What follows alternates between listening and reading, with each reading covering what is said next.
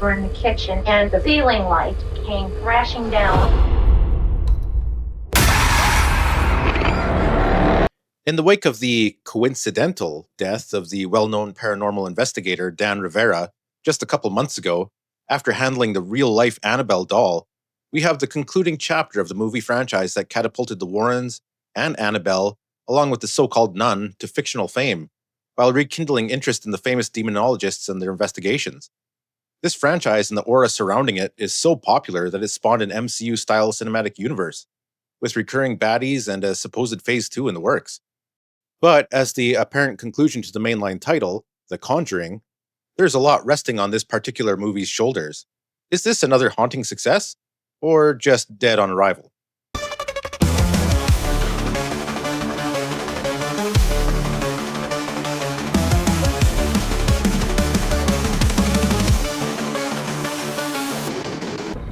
We've been waiting so patiently for you.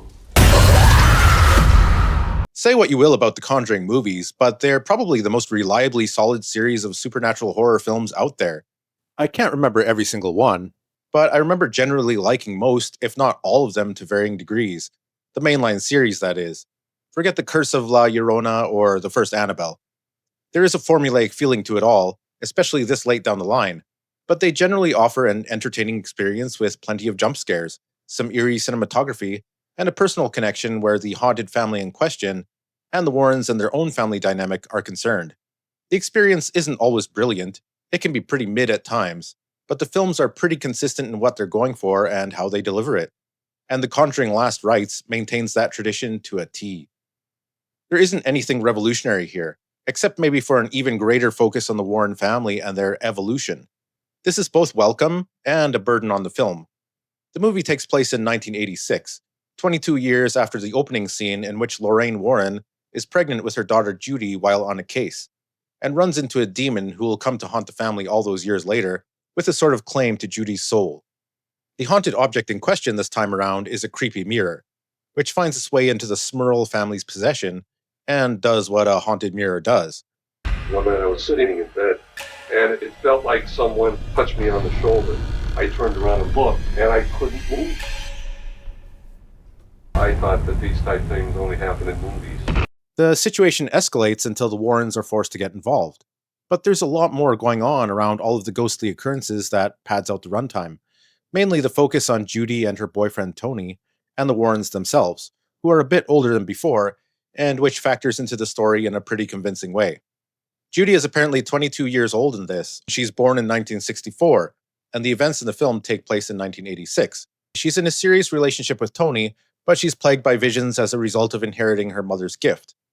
The movie explores this concept pretty thoroughly throughout the runtime, but there's also a lot of time devoted to the new boyfriend, his acceptance in the Warren family, how Ed and Lorraine have evolved in their lives, Judy's own growth, and the overall family dynamic, which is tested and solidified over the course of the film.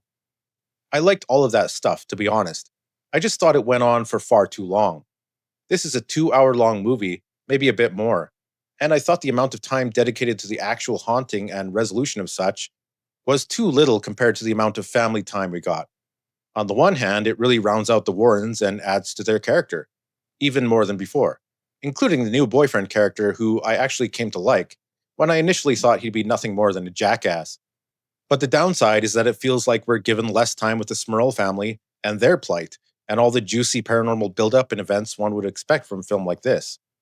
I say feels like, because we might still get a similar amount of supernatural shenanigans as in the other films, but because of the extended focus on the Warrens themselves, it just feels like it's less, like the ratio is off. I could be wrong, but I thought the emphasis should have been on the paranormal case itself more so than the family aspect, and it just wasn't. At best, it's 50-50. Again, the family stuff is done really well, it doesn't suck. It just made the movie feel slower and more drawn out. Something that's definitely lacking, though, is any sort of character or identity to the otherworldly entities causing all the trouble. The mirror demon is working in the background for a lot of the runtime, while other spirits are at the forefront. The problem is that these spirits feel really undefined and generic. They look great, the effects are good, but everything's so ephemeral. I sometimes wasn't sure which one I was looking at from moment to moment. and the sense of dread surrounding them is mostly confined to jump scares and creepy shadows. That's to say, there's nothing that distinguishing about them, both behaviorally or visually. Certainly not like Annabelle or Valak the Nun. And that goes for the mirror demon itself. It really isn't explained clearly which demon is doing the haunting this time around. We don't know much about it other than its motive. It's too obscure. Again, that's why Annabelle and the Nun are such recognizable and endearing characters, whatever you think about them in their movies. Hell, they're so popular they have their own action figures. Just look at that.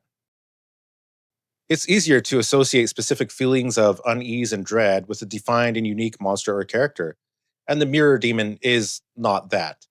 It uses the character's own fears against them, kind of like Pennywise. It's a cool supernatural concept, but is severely lacking in identity. That being said, the movie's well shot, well acted, the story's decent, there are plenty of emotional moments, and as a supposed farewell to the mainline films, it does its job well. It's a solid entry in a pretty consistent series of films, but as a horror movie in general, it doesn't do much to differentiate itself. While the jump scares can be fun, there's a real lack of genuine fear or apprehension. For me, anyway. I watch a lot of horror movies, though, so your mileage may vary. As a standalone movie in the genre, I'd give it a 6 out of 10. It's above average. There are issues for sure, but it's a decent flick in the vein of other supernatural horror films. Within the Conjuring universe, if you're a fan of these movies, it's probably a 7 out of 10. I think it's better than The Devil Made Me Do It, but not as good as the first movie for sure. If you like this cinematic universe, it's probably worth catching in the theater. Well, that's all I've got for now. Are you a fan of this series? Which one is your favorite? Let me know in the comments below, and as always, thanks for watching.